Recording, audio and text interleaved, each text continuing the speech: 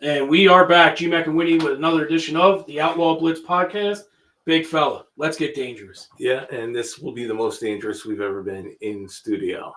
Yeah, that guy looks like a dangerous guy. Because welcome to the show, the Raging Warrior, Joey Gambino. Thank you, guys. Thank you.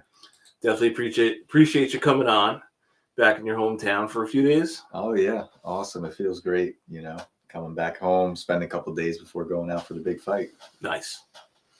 We're going to beat you up a little bit, because you're on the Saugerties zone, but, you're coming to us via Myrtle Beach now. Hey. Yeah, I had to. That's only a second home to you. Yeah, my dad's in Longs. Okay. So it's just down the road. Awesome. Yeah. But regardless, when they announced me in that ring, it's, fighting out of Myrtle Beach, but by way of Saugerties, New York. That'll never leave home. You know what I mean? So. What was it like doing a TV show? Because we caught you on whatever. Yeah. Cheap-ass beach houses. Yeah, dude.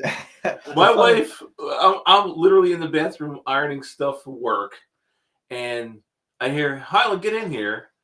And I'm like, what's up? She's like, there's somebody from Saugerties on this show. And I'm like, holy shit, that's Joey Alicia. Dude, it's such a crazy story because we moved down, and my buddy Brandon Bouchard, who's also fighting next Friday night, and he's one of the guys that pulled me into the BKFC, got me out of retirement. We could touch base on him, but he's a realtor. So he's a realtor. He runs Carolina Reapers Wrestling Academy. We get down there. He knows me from back when I was fighting. We trained a couple times on and off back in the day when I would visit my sister. And Brandon's like, you're coming to the wrestling room, right? Like, I want little Joey, if you come help coach, this, that. And I said, yeah, absolutely. Like, we need a new home for wrestling. And then he goes, by the way, I'm in real estate now, because he's owned a bar, him and his wife, for years. He's like, I'm in real estate now, sold the bar. If you need anything now that you're down. And I said, yeah, we're looking for a house. So he finds us a house, everything goes well. And my wife sees this ad on, I don't know, Facebook, social media, something. If you know realtors in your area who are above the average, like they don't just do realty, they've got a great personality, above and beyond, they're loved in the community, etc., like send their name in. So I don't know if she was trying to be funny or what she was doing, but she sent in Brandon's information, Brandon Bouchard, this and that. The wrestling realtor is literally his slogan. So he gets a call and they interview him. They're like, wow, we love you. We want you on the show. You need to give us three of the last, well, not three. Well, yeah, give us three people you've sold to within the last year. So he's like, I got to thinking, and they love my MMA, my fighting, my this, my that. Like, I'm a realtor who fights MMA, who coaches. I was like, you know what? I've got a friend and his wife that just moved down here, and they're both fighters. He used to fight in the UFC. They're coming and they're like, no way. He's like, yeah. And she's the one that gave you my information. So like, he like spun it around and was like, hey guys, you're going to be getting a phone call because they want to interview you. I was like, dude, that was for you. Like, what are you guys pulling me into? So we did the interview, and I was like, whatever. They may or may not pick us. And then like, we got picked. I was like, go figure. I said, babe, this is all your fault. This is all your fault. And she's like, I know, I don't want to be on camera. I was like, well, now you're on camera. Now you are. I said, now we're committed. So how much of that was, did you already have the house before the show, and then you just kind of So yeah, that's how it works. And it was a cool experience because you get to learn like behind the scenes. What was really funny is they're like, Joey, the one lady, she's like, on our shows on HGTV, like, you watch HGTV, right? And I was like, no. So I was like, I don't have time to watch TV. I'm working, I'm wrestling, I'm this and that. But they're like, what we do is we're going to take these houses. Your house will be one. We're going to put another two out there, and you guys are going to like view them all as if you've never seen them. So what's cool is we were already in our house. They had like a pit crew the day of, like for 3 days, 4 days straight, we filmed, come in, tear the rooms down, the kids' rooms, left the beds and all the big stuff, but made it like bare, like like a rental, like an Airbnb. So it didn't look lived in. Correct. Like no photos, no this, no that, and like just stripped us down. I mean, the closets were packed chock full of stuff, and so was the garage. So the garage is the one thing if you ever watch it again, never gets seen. Yeah. So it was cool because they came in, stripped it down. We did our thing. Went filmed here, there, everywhere else. Lunch, blah blah blah blah.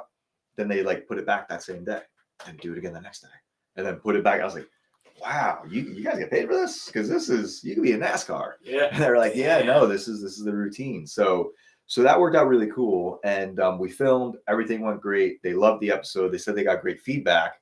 And we've been asking the whole time we're filming, so what's the name going to be? Oh, we're working on it. It's going to be something about affordable homes. You know, you're not far from the beach. You can still buy a nice house under 300,000 and this, that. And, you know, they're kicking back and forth options. And I think my buddy Brandon was like, well, what are the options? Like, what, you know, we're not sure yet. We film, we do everything. Hey, it's going to air in December or whenever it was. And cheap ass beach houses. I was like, you mother. I said, that's why them sons didn't want to tell us. I was like, well, you know, so it is what it is, though. It was a cool experience. Now, how much that was all shot in a weekend?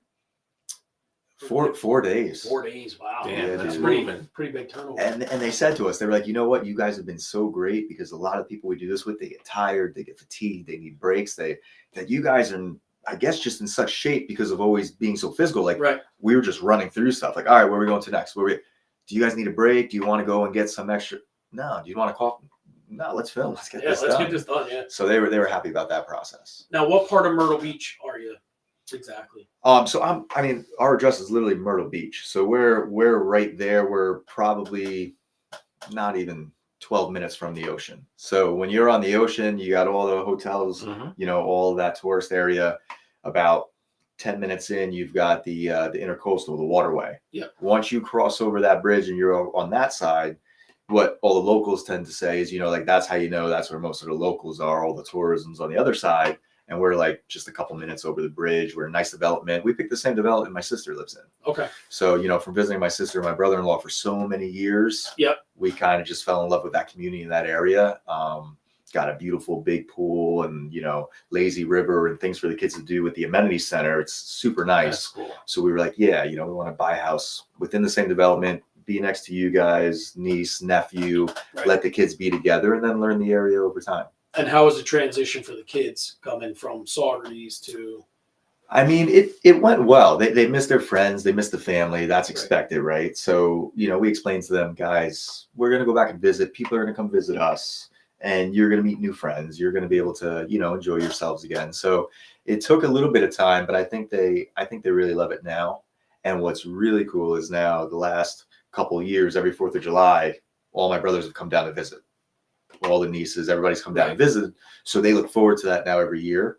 And then on top of that, Joey had 2 of his buddies from baseball come down this season as a surprise. That's cool. So my wife, she posted a video and she's got thousands of views on it on her Instagram because Joey got a little emotional.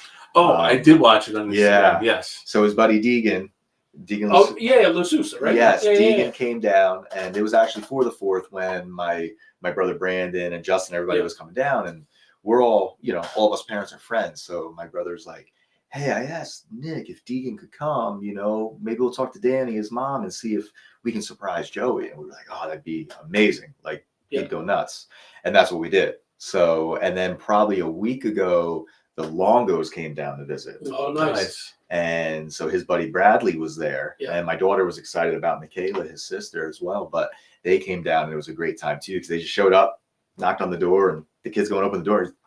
What are you doing here? You know what I mean? Like, so it's twice we got them. That was definitely a heartwarming video, though. There's some hugs and some tears. And yeah, it was cool. And when my wife showed me all the views, I was like, when did you post this? It was like only like less than a couple of days ago. I was like, holy shit, like 60-something, 70-something thousand. I was like, wow. It's because it's authentic. It's a kid. Yeah. Going, holy shit, here's my buddy. Yeah. I didn't expect. Have you gotten to a Chanticleer football game yet? No. not yet. Not yet.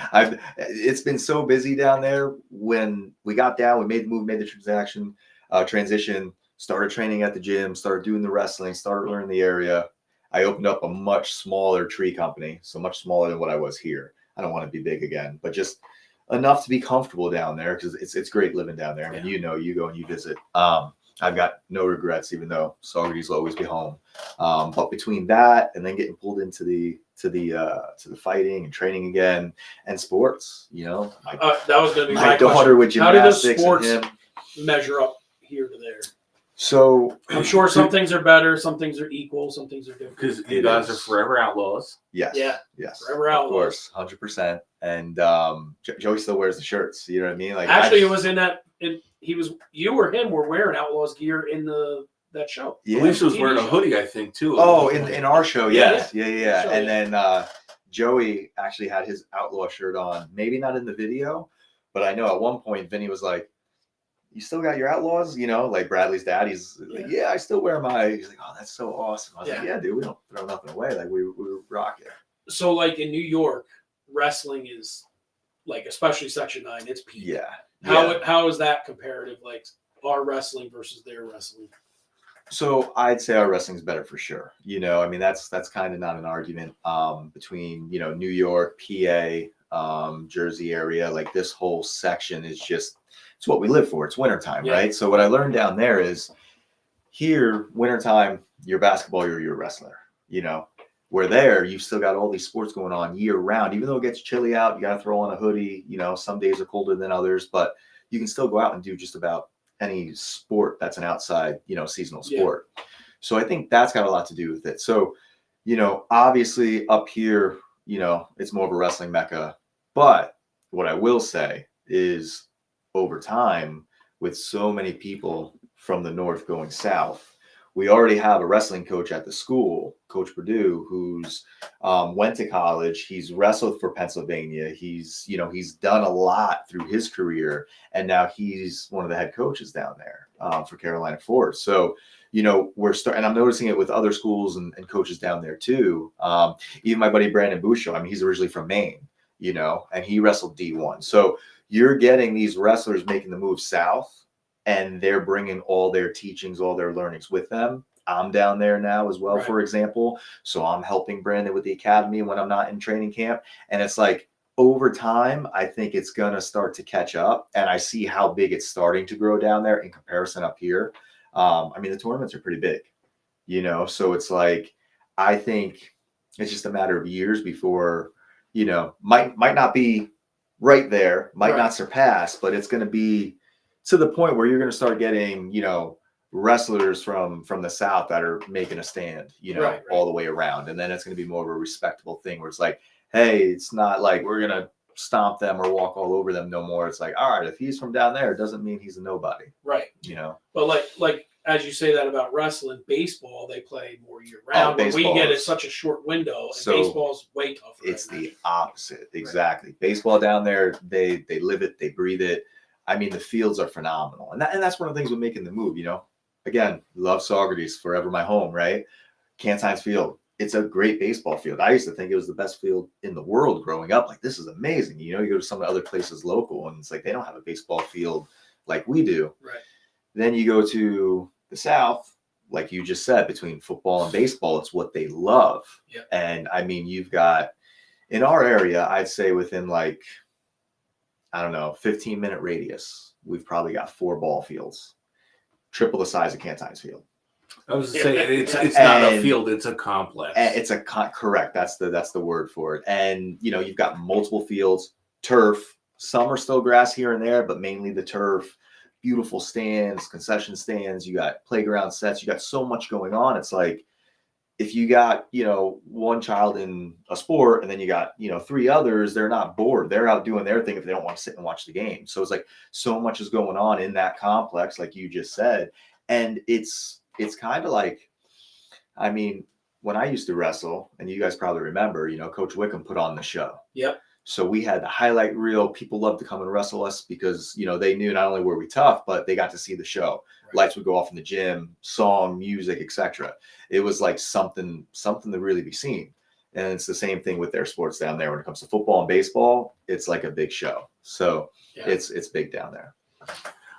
So take it back a little bit. So in your mid-30s, after a very successful career in MMA, what draws you back? I've been asked that question a lot. I mean, so, I guess I can start with, the competition never leaves you. You know what I mean? Like, and in all honesty, I ended my MMA career much sooner than I wanted to.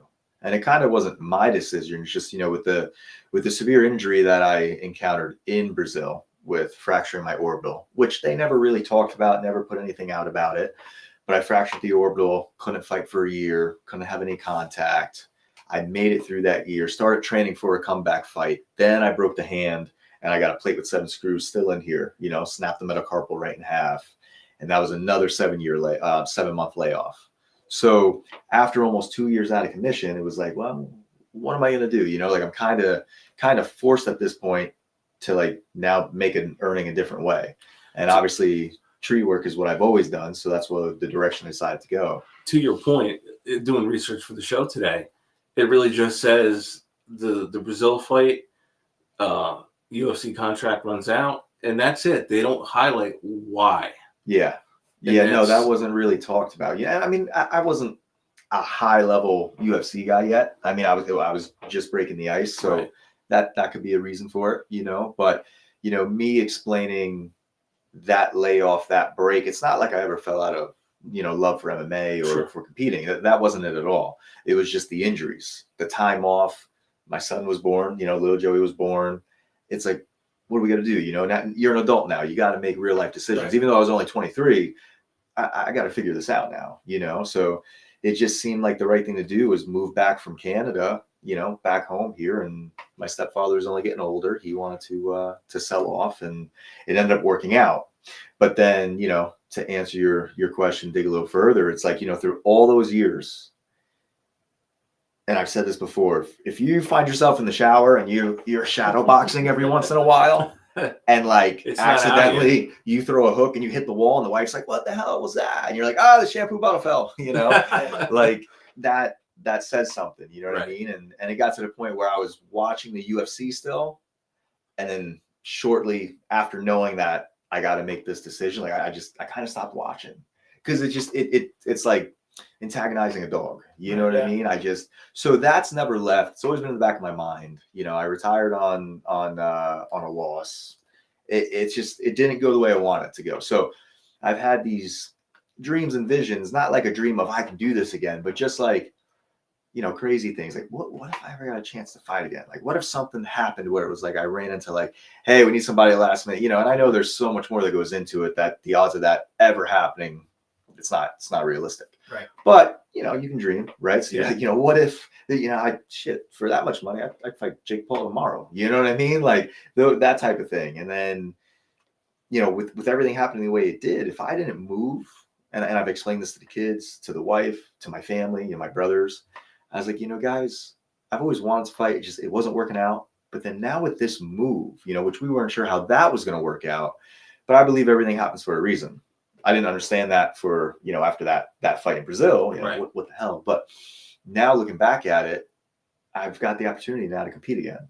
And it's all because of that move. So it's like everything ends up coming full circle at some point. So hooking up with Brandon, the Reapers, Kilo Delta, you know, everybody down there, my boxing coach, Amos Collins, and, you know, Ken Davis, all the guys, it's just, I feel meant to be. They pulled me in, you know, kind of like dusted me off and was like, hey, you still got more to go, you know, because I started helping Brandon train for one of his fights not long ago.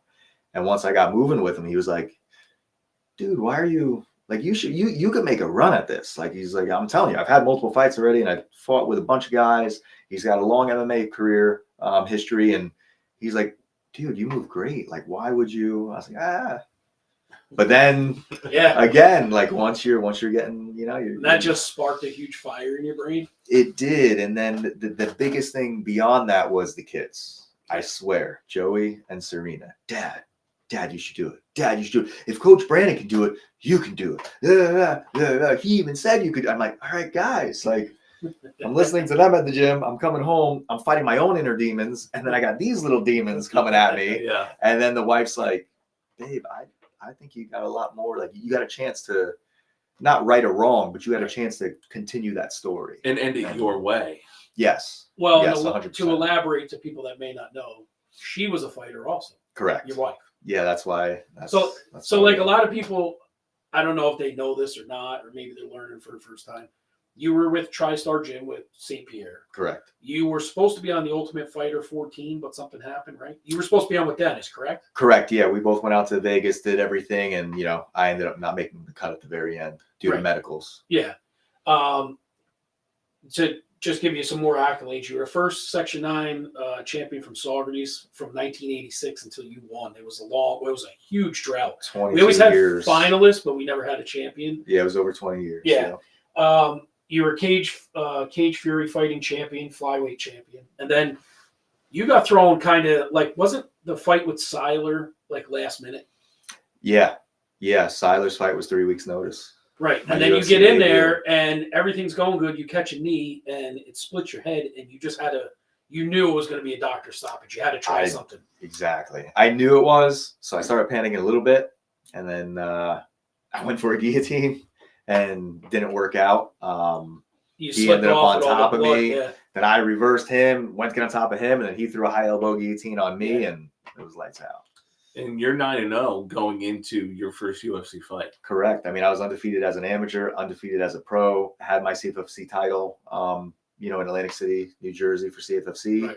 And I was their first fighter as well to get signed by the UFC. So I was on a tear, like I felt invincible. And it can change like that, and not that the Seiler fight like changed much. I mean, what happened, cuts are going to happen. And that's the same thing I'm facing with BKFC. Obviously, we're bare knuckle now. Like, you could be winning all 4 rounds, the 5th round, you get a bad cut and you lose. Right. But then after that, preparing for the Brazil fight, I didn't feel 100%. My neck was giving me an issue. Camp was hard. Flight, the weight cut, and no excuses at the end of the day. I mean, you're a warrior, you're going to war, and that one just didn't shake out for me. But the first round we were back and forth. Right. Second round I caught the overhand right, fractured my orbital. Of course, didn't know that then, but I knew my face was throbbing, eye was closing, and by the third round I could barely see out of that thing. So, do you ever find it kind of funny that you and Dennis, who were friends, grew up together, wrestled together in Saugerties? Mm-hmm. Your buddies, you're going to see them tomorrow, ended up fighting the same 2 fucking guys in the UFC.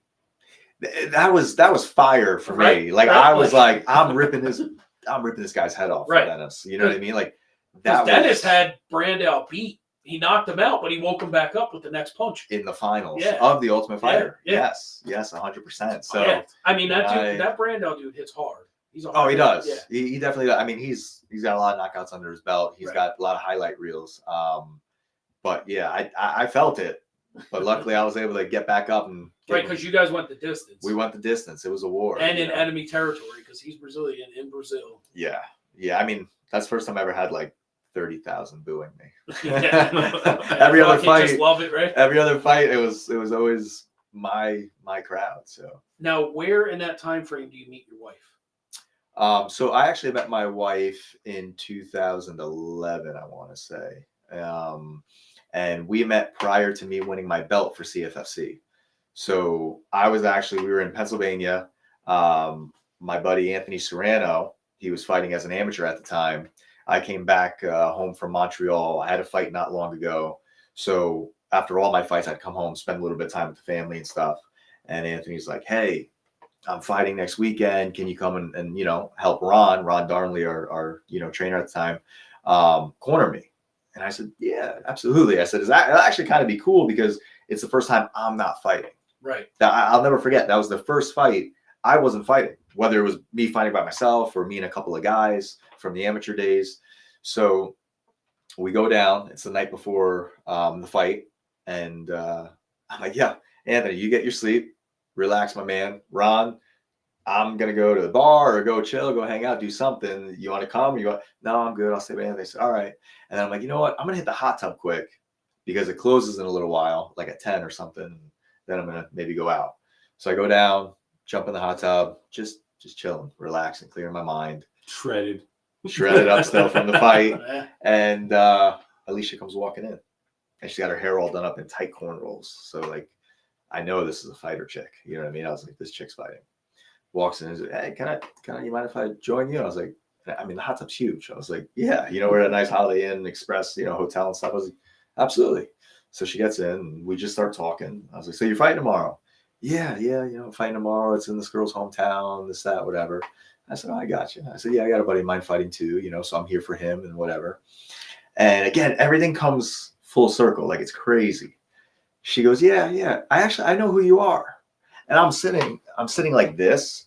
So my cage tattoo, and obviously one of my chads, like Right. is just enough up out of the water, right?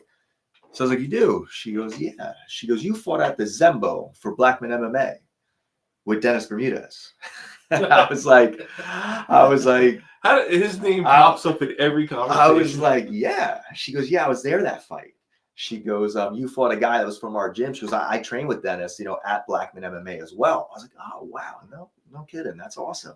She goes, yeah. She goes, and I remember that tattoo. She goes, and I remember the crowd being so obnoxious. You had so many people there because it was in PA. She's like, I just remember like, wow, I really hope this guy wins because all these people are here and he's from New York. She's like, but then you went out and you did your thing. And then, she's like, Dennis told me that you were a friend of his. So that's how we met. Right. Simple conversation. We're talking. Finally, 10 o'clock comes. They come in like, hey, all right, hey, good luck tomorrow. I said, I'll be cheering for you. She's like, all right, thanks. Because, there's not really, much people here with us. It's just us in her hometown. I was like, God, black all that out. I said, I'll be cheering for you.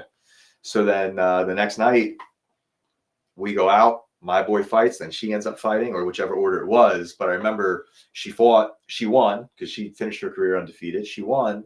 And as she's walking back to to go backstage to the tunnel, I like popped out and I gave my hand out and then I took her by surprise and she's got a big smile, gave me a high five and, let her know, hey, I was watching, good job. And then after that, she sent me a friend request on Facebook and we just started talking on and off for a while. And X amount of time later, I was like, hey, because we were talking for a while. I was like, hey, I'm going to New Jersey. I'm fighting for a belt for there's organization called CFFC, Cage Fury Fighting Championship. Why don't you go? I don't know how far it is from you, but why don't you drive out, bring some friends, whatever you want to do, just come out and watch. And she's like, yeah, I'm coming. And she did. So, and then from that point, we were nonstop, So, never hurts to have a fellow fighter in the house. Well, I mean, that's why we clicked so well, is just because her being a fighter, she understood diet, she understood regiment, she understood training, she was motivated. It wasn't nothing pulling me the opposite direction. It was only pushing me. And even now, she's a huge part of what I'm doing right now, like from diet to motivation to doing the right thing. I mean, I do it on my own, but she gives me that nudge. So she's been huge all the way through from then till now. It's like she said, we're picking right up where we left off. And now we're going to just run this thing to the top. Awesome. Talking before we got on camera, we were talking about your brother and the Rocky analogy and how it worked out. But there's another one here too. You saw Rocky Balboa. You were Italian. You had of course. all of them. I have them all. You got stuff in the basement still. Oh man, I actually used that expression to my brother. I said that to him a while back when him and my sister-in-law Tiff were talking to me about this, and I said it to kind of be funny, but also because I knew it would resonate. Yeah. And I was like, dude, I still got something left in the basement, and I've known this all these years, just not talking about it. Like, you know what I mean? Life gets in the way. I'm a dad, got a wife, kids, responsibility. So again, it's like, I could have been, NFL player and, I played in college and this and that guy gets cut from the team. And I'm sure he's going to have those thoughts for years. Like, what if? And, when I listen to my motivational stuff and I'm training or I'm trying to pump up little Joey or Serena for a competition, like I'll play these things for them. You know what I mean? CT Fletcher, Eric Thomas, all this motivational, stuff. And they're always like, it always hit me when it's like, you don't want to be in your deathbed saying, I wish, or I could, or I would have, Les Brown, for example, if you guys listen to those guys. And it's just, every time I hear it, it's like, is he talking to me? Like, it's just, because I have that, but Feels I'm not directed. Yeah, I'm not that type of guy to like not go after something. Like if you know me, I'll risk everything to do something I want to do. Like whether it's a move, whether it's a career, whether it's a job, whether it's like, if I'm in, I'm all in. So teaching this to my kids when it comes to sports and life, of course, as well. But I'm saying it. I'm saying it. Well, now it's time for dad to do it. You know what I mean? So I think people in general, the best people on earth know with certainty they either did it or they didn't. Mm-hmm. And there's a lot of clarity involved in that, right? Yeah. Those years between when you stopped and when you did this again, you're kind of like, like you said, you had to stop watching it. Yeah. You had to get away from it because you didn't know. It didn't finish. You didn't have that clarity. Right. Now you have the clarity. You're back in there. You're like, no, I could have done. I can do this. I am doing this. Yeah. Leading up to my last fight for my debut, like you know, I didn't care about as much winning or losing or impressing anybody or nothing. Like, it was like, I'm going to give this, like, if I got to go to war for 5 rounds, I don't care what this dude is bringing. This is just, I have to do this. Yeah. I have to do this, you know? And obviously it went really well. And, you know, now I'm back on the wagon. I'm back on the train. I'm you know, full head of steam right now, moving forward. And I'm just motivated now. So How much of Coach Wickham do you think led to you being a fighter? Because it's odd that you and or is it you and Dennis's relationship? Like, how did you get brought into fighting? So I find it weird that wrestling- 2 guys in one team both end up UFC fighters. Yeah, 100%. So wrestling in general, Coach Wickham, Coach Zarella, I mean, huge for me. I'd say as far as pushing me to fighting, I wouldn't say they're the reason I went to fighting, but I'd say their coaching methods and what they've taught me along the way has played a huge part in me becoming the warrior I am, like I like to call myself, being able to do what I do. So looping back in with Dennis got me and his brother Jay, because me and Jay, his younger brother, we're the same age, same grade. I'd go over hang with Jay and we'd get our ass beat by Dennis in wrestling. So, you know, we're at Cahill School, elementary school, going over there. Dennis is in junior high, you know, wrestling. Yep. And as the years keep going on, we're going over there. We're learning a couple moves here and there. He's saying, you're going to wrestle. And I swear to God, when he said that back then, I was like, your brother wrestles in the WWF? You know what I mean? It was back then. And I didn't like watch it as much back then anymore as I was starting to get older. But I was a big wrestling fan as a kid. So I was like, damn, that's how, like, you go to school and you wrestle WWF. Like, that's how you get to the WWF. You know what I mean? I swear, that was my mentality. He's like, no, you idiot. Wrestling, you know, like Roman Greco, like freestyle, like folk style. I was like, all right, whatever, just show me, you know. So Dennis was showing me and Jay, teaching us how to wrestle. We wrestle in the house, get screamed at by AB, go outside, get the hell out. So we go out on the trampoline, you know, or Sharon, and we go out on the trampoline, start wrestling there, and so on and so forth. And then, you know, little by little, like, Dennis is the reason me and Jay got pulled into wrestling. And then years later, because we'd have boxing matches and tournaments with friends. And one time me and Dennis were boxing, and we were in the basement and we were going at it. And, you know, at the end of it, Dennis was like, Joey's fucking tough. Like, he likes to throw his hands. Like, he's tough. You know what I mean? So throughout the years, knowing that I was always decent with my hands, became great wrestlers. We wrestled together and stuff.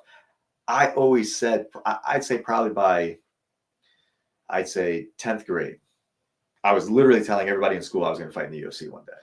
Like, once I seen, you know, guys being successful from a wrestling background, like a Matt Hughes, for example, doing what they did in MMA and watching these guys, I was motivated. I was like, I want to do that because I'm becoming very good at wrestling. These guys all wrestled, you know, through college, did whatever. And now they're doing that. I love to box. I love to throw hands. We always do it, you know, with friends. I'm going to be in the UFC one day. Literally saying it from like 9th, 10th grade. So then X amount of years later, Dennis wrestles in Bloomsburg. He has his college run. He's doing everything. He ends up going through a tough time with some personal things with an ex of his. And he comes home and I'm here and I'm training. I'm fighting as an amateur right now. And he's like, dude, you know, he's explaining to me everything going on. I said, hey, come to the wrestling room. Come train with me tonight, you know, because you can help me with my wrestling, obviously, and, you know, blow off some steam. So he comes to the wrestling room and we start wrestling, we start training, we start working. I'm showing him some jiu-jitsu and things. And, you know, it was probably, I think it was a couple of days that he was home that he came in. And I said to him, I was like, you know, he didn't know what he wanted to do at this point because he had something personal going on. And I was like, dude, you'd be so great at fighting. Like, you know, you got the background of wrestling, and I think that's the best base to build off of. I was like, you want to let that frustration out, let that rage out, do it in the octagon. And then a couple of weeks later, like, he was like, yeah, you know what, I thought about what you said, and then he started training. You know, so he pulled me into the wrestling, which I'm so grateful for, and I pulled him into the MMA world. So again, that's how far back we go. It's like, you know, we're yin and yang, you know, we're pushing each other. Like, one's here for this, one's here for that. So we got that camaraderie, that brotherhood. And still today, because he's going to be corners. He will be in my corner next Friday, yes, along with the rest of my team from Myrtle Beach. And I'm heading out to his gym tomorrow in Long Island. Check it out.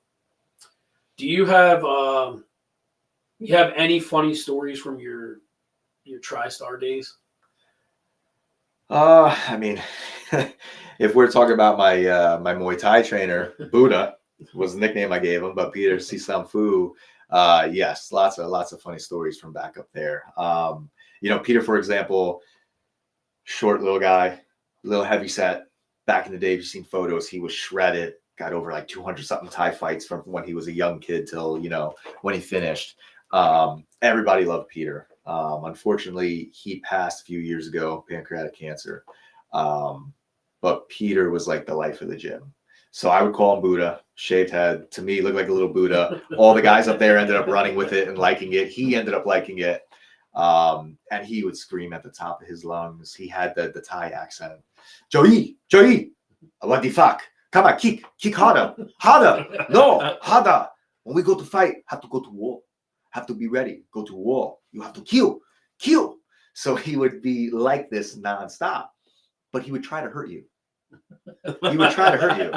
So he would have us guys, and all the guys started warning me when I started training with him. He'd with the pads. Body, okay, head, good, higher, throw the leg up, boom. He would turn away, you'd kick, sweep your leg out, you'd fall right on your neck, like literally on, like, Peter. Faraz would tell him, Peter, you're gonna hurt my fighter. Like, what are you doing? Kick too high, have to have weight on leg, otherwise get sweep. I show him the real Muay Thai. I said, well, you could tell me first, so I kind of know to keep the weight there before just, killing me. And then, for example, you'd blow your shins up with hematomas, before you really condition them. Oh, he loved rubbing your shins out. Joey, come, sit on the ring. First time he did it, it might have been, Ayman Zahabi or Louis, one of those guys. They were like, Joe, you got your mouthpiece? I was like, yeah, put it in. I was like, oh, fuck. Put it in. Got my leg out, got a big hematoma on my shin. Peter puts it on his lap while he's sitting on the outside of the ring. I start pulling on the ropes because he is rubbing this thing. I'm like, all right, Peter, stop. No, stop. I master. I show you. Oh, hey, Louis, look at Joey. Baby shin, huh? Baby shin, wrestler, faggot. Baby shin. Swear to God. And Dennis has met Peter too. So next time you ever talk with Dennis, he's got a story with Buddha as well, and loved him. But he was old school. He was genuine. He was straightforward, no filter. And he was like that everywhere he went. So my family loved him. Everybody at TriStar loved him. He had this great aura of him. You know what I mean? When he was there, and you'd hear him from a mile away. As soon as you walk in, like you come up, it's on the third floor, TriStar. So when you get up to that third floor and you got your gym bag and you're thinking of what you got to do, you got to lock in, you got to prepare, you got something going. As soon as you get up there, you hear the ding, ding, ding of all the bells and stuff because you got timers going, and then you hear, Hada, what the fuck? Hey, Louis, Evan, Fias, what the fuck? Come on, Hada, like nonstop. It was like that's Peter. He's here. But that gym was a premier gym. You had GSP in there. You had Rory McDonald in there. Training with those guys, how did that lift you up? Yeah, John McDessie, Ivan Menjivar, Yves Jaboyne, Mike Ritchie. I mean, there's so many guys coming through there. Patrick Cote, David Loiseau. Just motivational, man. And it shows you that you're preparing the right way because you're preparing with the guys that are at the top of the game. Yes. When I finally got accepted to train there, it was just like, wow, because originally going there, with my first manager, Sean, he had a dual citizenship. So he lived here and he had a home in Canada. And he had a company there and a company here. And he ended up actually going to college out there, which is how he got started. So he was coming back and forth, met me at the gym down here when I was training with Ron, started watching and following my amateur career. And one day at the gym, he's like, hey, you're looking great. You've been doing great. Want to come to your next fight. He ends up coming to my next fight with a couple of friends, amateur fight. I win. It might have been the night I won the title. And after that, he's like, there's no reason you should be an amateur anymore. He's like, you can go pro. I was like, well, we're going to take our time. He goes, you know, GSP. And I was like, yeah, of course. We're talking about, for us and TriStar. He's like, I've been there. I've trained there. I know those guys. He goes, I live about an hour outside of Montreal. He goes, let's talk about it. But what if I can get you to come up and, stay with me and my girl and stuff? I got a spot downstairs in the basement, and, I'll get you training at Granby Gym, which was literally in Granby, Quebec, but it was called Granby Gym. Or no, it was Speedy Gym in Granby, Quebec. And Dirk Wardenberg was the trainer there. And he's a Belgian kickboxer. He's fought for years. He's got an incredible background. And he was the owner of the gym, him and his son, Dimitri. And I got the opportunity to go up there with Sean, start training with those guys to then eventually transition over to TriStar. And it was a long shot. He said it. I thought it. But I had to sell, my car here, my belongings, save up as much money as I could to make that move to see if I could take it from, Speedy Gym to TriStar. And eventually I did. And it's one of those things where you gotta take the risk. You gotta jump, and at first for us wasn't all about me sparring with them or training there, because he didn't know who I was. he didn't know who I was. They had a lot of guys in my weight division. And I'll never forget the first time I go there. It's an hour's drive, and Dimitri's training for a fight. So Dimitri's allowed to train there. They know Dimitri, between his father and the history.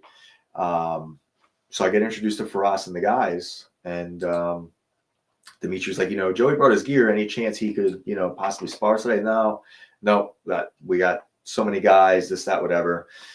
So like, all right. So I keep going back every Saturday for pro sparring with Dimitri, sitting, watching, every once in a while asking to train. The answer is no. And, just unfortunately too many guys in your weight division, this, that, whatever. And I said, all right. So this went on for a couple months. And then one day Dimitri's like, the next morning I'm ready to go. And he's like, no, Joey, we're not going today. I was like, why aren't we going today? He's like, I got to cover class for dad and this and that, whatever. And, and I mean, this was after his fight. He wasn't preparing for a fight at this time, but we would, still go up there randomly. And I just love going and being in the environment and just watching. So finally I was like, you need me for anything? He's like, no, I don't think so. You have class to teach. I said, no wrestling. So I was teaching wrestling while I was up there. I said, let me borrow your car. I want to go to Montreal if that's cool. I want to go to TriStar. He's like, yeah. I was like, yeah, do you mind? He's like, they're not going to let you. I was like, no, I'm just going to watch. So he's like, all right. So I shoot up there. I'm on time. Walk in, say hi to Faraz, a couple of the guys, sit on the side. And Faraz has this big marker board where he puts everyone's name on there that showed up, so he knows who's there. And then he'll like match you up with your rounds, and then you guys go to war. So he sees I'm there, but then he's looking for Dimitri. He doesn't have Dimitri's name on the board. So finally he comes over to me before they get started. He goes, Joey, where's Dimitri today? I was like, he couldn't make it today. He had to cover class for his dad. He's at Speedy Gym. And he just looked at me. He's like, who are you with? I was like, I just came up by myself. I said, is that all right? I just wanted to watch. Because I didn't know, like, shit, Dimitri's not here. It's the first time I'm here by myself. And he was like, come sit in the cage with me today. So I was like, all right. So we had this big, long cage. And then we had heavy bags along the side wall that we would work around and pound on. So they'd sit on the bag sometimes. So I sit on a bag.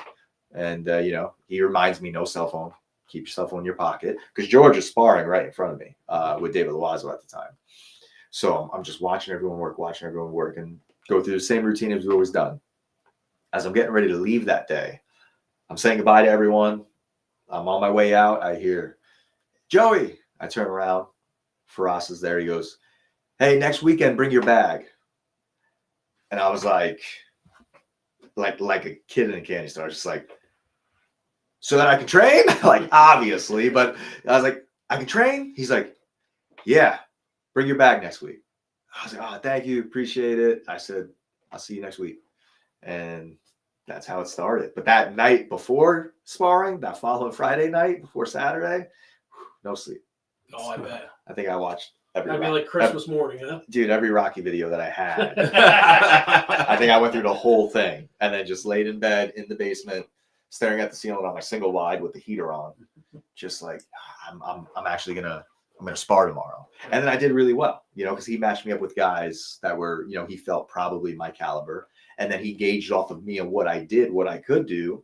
And once he seen my wrestling, because when guys started tagging me up too much, I'm gonna take you to the ground. Like that's my thing. So I just started taking everybody to the ground at will, just boom, boom, boom, boom.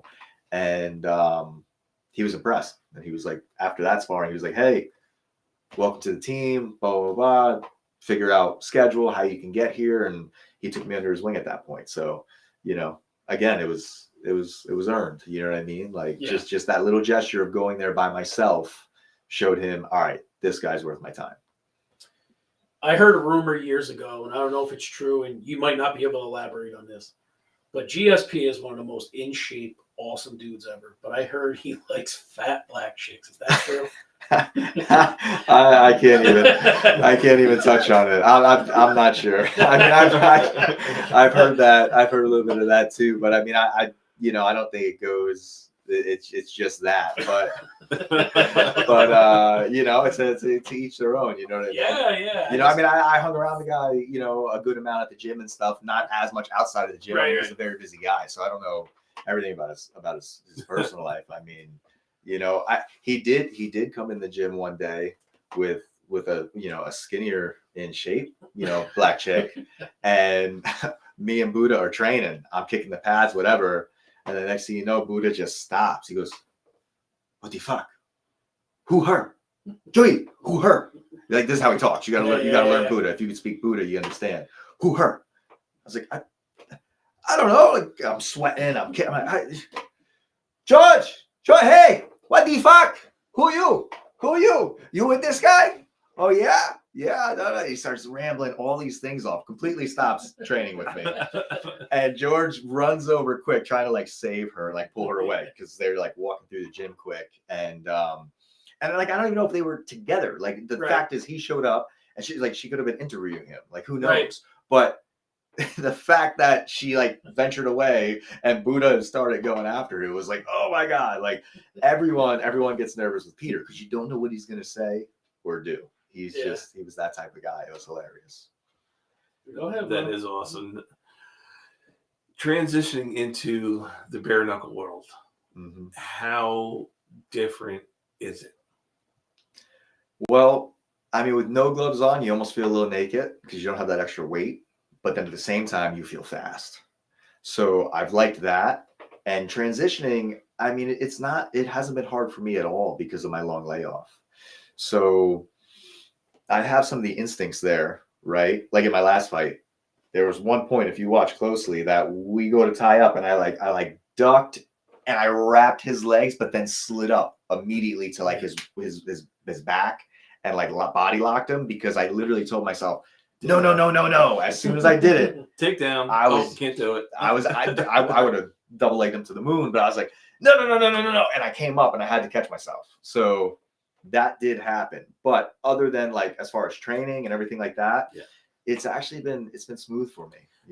With the long layoff, did you feel like it was more of a clean slate going in?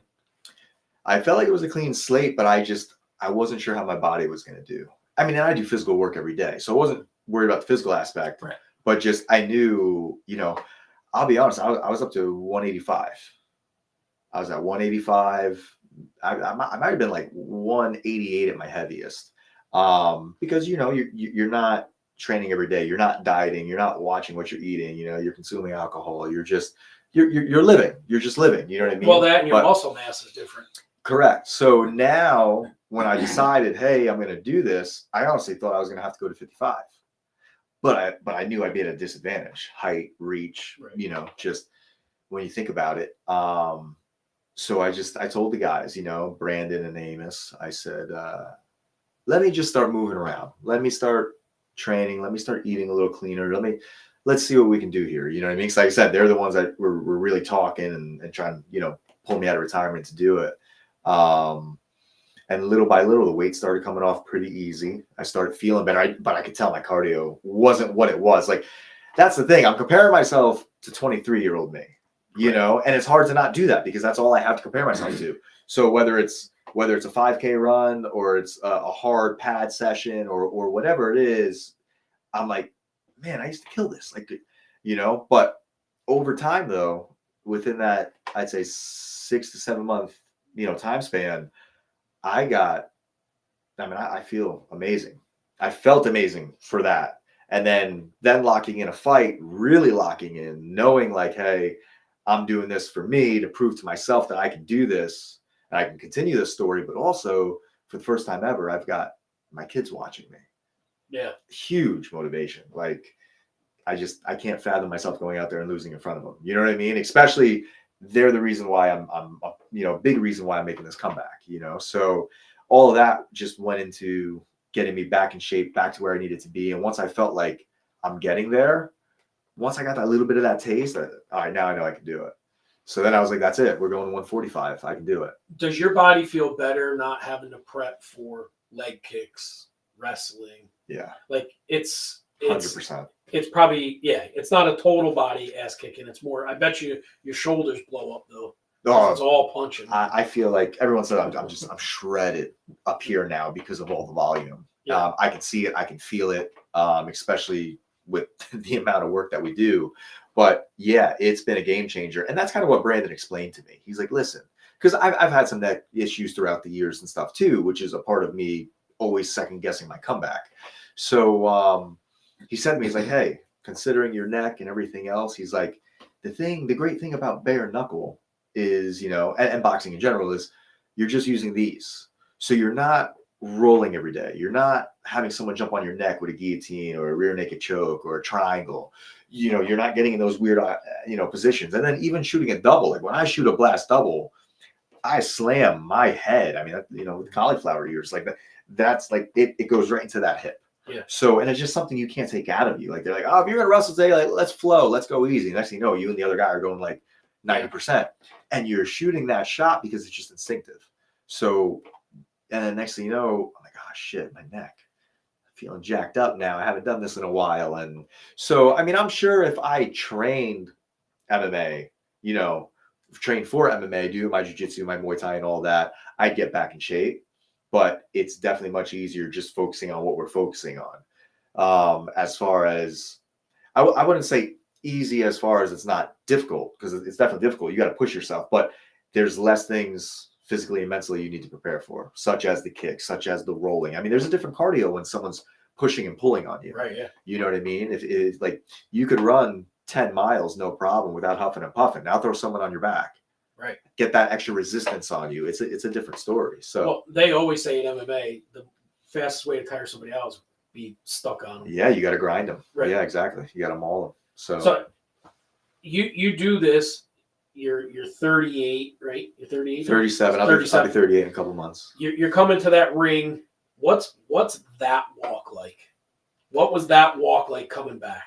That walk coming back that night? Yeah, that night. That was just me thinking mainly like my kids get to see this, like mainly. I'm just gonna be honest. I'm not trying to be like heart moving or nothing, but I didn't want to lose in front of them. You know what I mean? Like I can't. So, but besides them, I mean, I've got friends, family. I know my brother's stressing out. One of my older brothers is stressing out, losing hair, because he's taking every shot that I'm taking when I take him.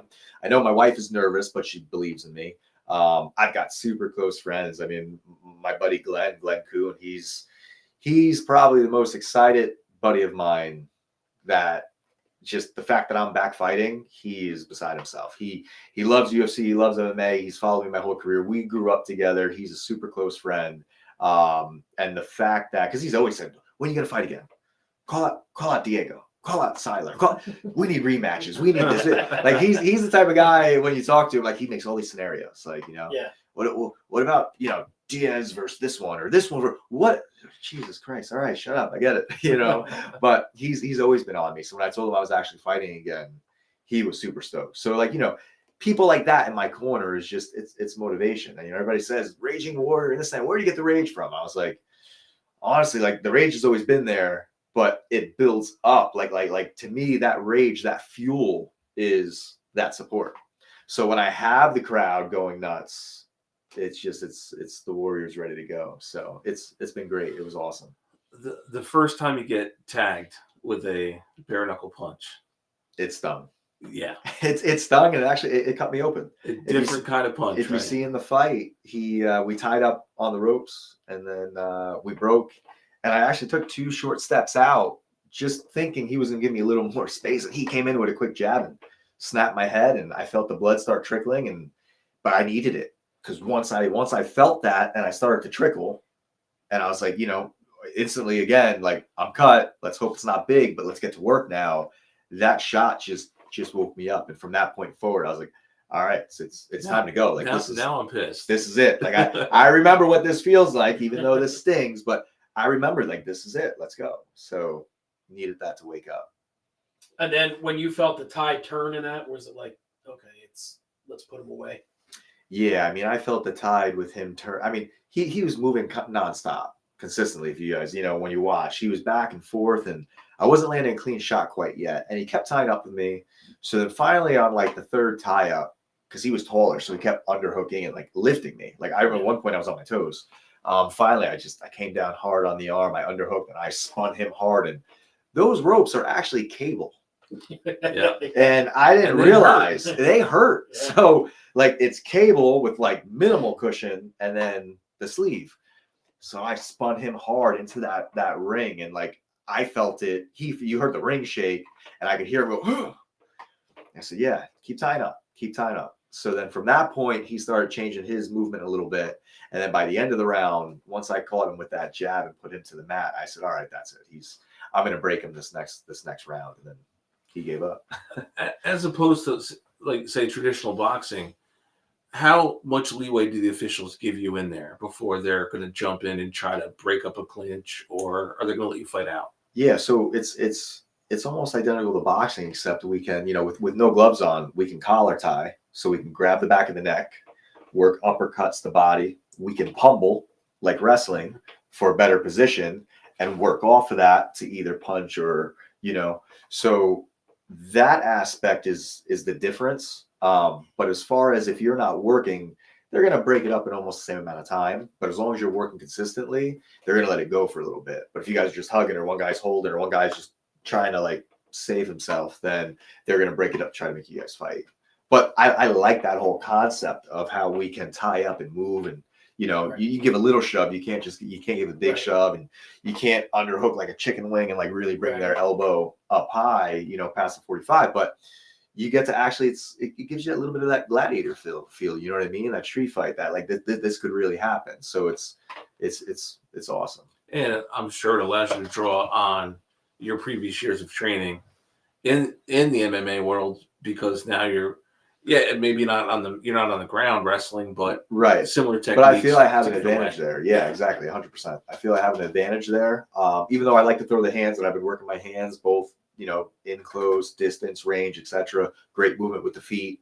But yeah, tying up, being able to work off of that. If you do get in trouble, you can't really grab someone with your boxing glove around the back of the neck. I mean, you can. It's hard, but in a fight, in live action, to have that capability to work and move and then fire off. Like I said, you almost feel naked, but fast. So nice. We don't want to take up too much more of your time. What do you see? How do you see this going this week? So honestly, I'm in great shape. Like I said, I mean, I train even harder this camp than the first camp, because every camp you got to keep pushing it. So, this Friday coming up, the 21st, I'm going in there looking to push the pace nonstop and just, break my opponent, whichever way I need to. I mean, I don't see it going the distance. That's not being cocky or arrogant. That's just, I've trained for such a high pace that I just don't foresee many guys being able to keep that pace. And then on top of that, my footwork, my handwork, the coaching and the training I've had, I'm looking to just get in there, use my range, move in, move out, land what I need to land. And once I land something clean, because I didn't get a real clean shot in the last fight. I mean, I got that one jab, but once I get it right on somebody, whether it be a cross, an uppercut, or something, that's going to speak volume. So I'm looking to land something heavy and make a statement. Nice. You want to take us home? You want to hit just one little segment quick? You want to do over under? Yeah, let's do the over under.